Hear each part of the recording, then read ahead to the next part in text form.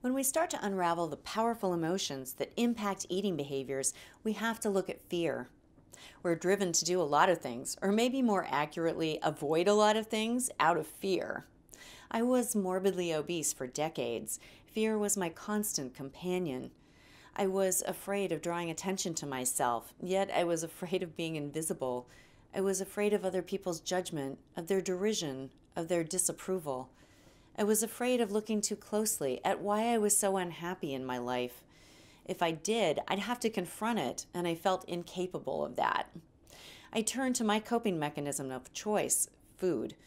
When I finally had my epiphany about my weight in 2007 and realized this was not like a scene from a movie where the clouds part and rays of sunlight shone down upon me and a heavenly chorus started singing. No, my epiphany was more like a surrender than anything. Quite simply, I was failing at everything. I felt like I could not take another step in the life I was living.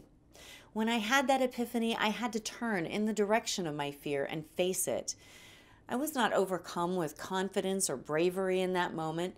I simply had no other choice. When I looked at my fear objectively, I saw that I had paid a terrible price for hiding behind it for so long. So I don't anymore, or at least I try very hard not to. What this means for me is that I must push myself outside of my comfort zone constantly. One way I do that is by publicly talking about my struggle with obesity.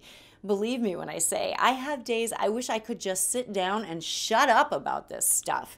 I would prefer the whole world not know all of my failings and frailties. But I wouldn't want another living soul to suffer through what I did. And so I have to share what I've learned. I remind myself it's not about me and whether or not it makes me uncomfortable to talk about this. If sharing my experiences can help anyone, then I must do it. In doing so, I confront my fears of drawing attention to myself, inviting criticism and judgment, and risking public ridicule. What I found when I faced those fears genuinely surprised me. I found contentment. I found courage. I found peace. Not always. I'm still afraid sometimes. But I've learned to be comfortable being uncomfortable. Confronting the emotions that are tangled up in our food behaviors is tough stuff.